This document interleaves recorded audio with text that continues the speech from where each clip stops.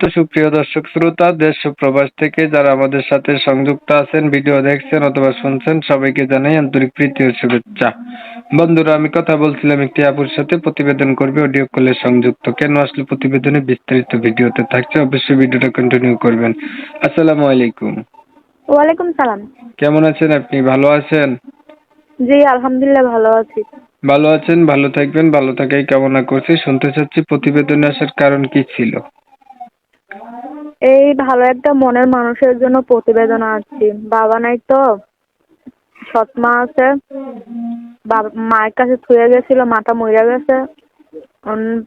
বাবা আরেকটা বিয়ে করছিল। সৎ মার কাছে থাকি, জ্বালা যন্ত্রণা দেয়। এই জন্য একটা প্রতিবেদন চাচ্ছি ভালো একটা মনের মানুষের জন্য। বুড়া হোক জোয়ান হোক তাতে আমার কোনো আপত্তি নেই। পাইলে কি করবেন? পাইলে বিয়ে শাদী বসবো। আগে বিয়ে হয় নাই? না, আগে বিয়ে শাদী হয় নাই। বিয়ে হইলে কি স্বামীকে প্রতিবেদন করতে দিত? সত্য বলতেছেন না মিথ্যা বলতেছেন? সত্যি বলতাছি, মিথ্যা কেন বলবো? মানুষে কমেন্ট করে যে ভাই যাদের প্রতিবেদন করেন এগো হয়েছে কি বিয়া হয়, বিয়ার পরেও কয় যে বিয়া হয় নাই। এখন আপনার বিষয়টা কতটুকু সত্য? আমার বিষয়টা অনেকই সত্য, কারণ আমার বিয়ে শাদী হয় না। বিয়ে শাদী হলে বয়স তো কত? স্বামীকে বয়স কত? প্রতিবেদন আমার বয়স 18। লেখাপড়া করছেন আপনি? লেখাপড়া ক্লাস 8 পর্যন্ত করছি। কোরআন শরীফ পড়তে পারেন? জি আলহামদুলিল্লাহ পড়তে পারি। নামাজ পড়া হয়নি? নামাজ পড়েন? জি নামাজ পড়ি। নামাজও পড়েন। বিয়া হয় নাই আগে না? আচ্ছা, এখন আপনি বলছিলেন বয়স্ক যদি মানুষ পান তারপরেও তাকে আপনি বিয়ে করবেন, তাই না?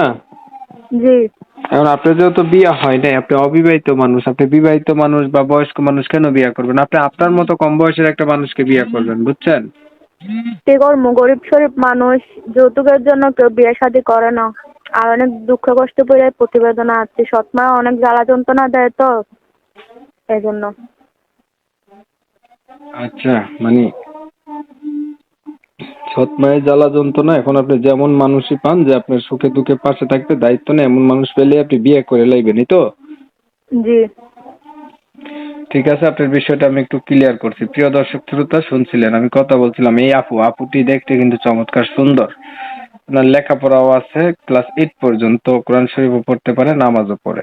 তো সমস্যা হচ্ছে ওনার বাবা আজকে বেঁচে নাই, মাও নাই, সৎ মায়ের কাছে থাকে, অনেক কষ্টে আছে। চাচ্ছে একটা মানুষ যেমন হোক তেমন হোক ওনার এই দুঃখের ভাগিদার হইলে উনি বিয়া করে লাইবো। সৎ মার জ্বালা যন্ত্রণা ওনার ভালো লাগে না আর কি। তো আমি হচ্ছে কমিউনিটি গাইডলাইনের কারণে এই সুন্দরী আপুটির নাম ঠিকানা নিতে পারিনি, দুঃখ প্রকাশ করছি। তো উনার উদ্দেশ্য মনের মতো মানুষ, যারা উনার মনের মানুষ হইতে চান বা উনাকে পাইতে চান বা উনার সাথে কথা বলতে চান, তারা হচ্ছে উনার সাথে যোগাযোগ করবেন। উনার নাম্বার আমি ভিডিওর স্ক্রিনে দিছি।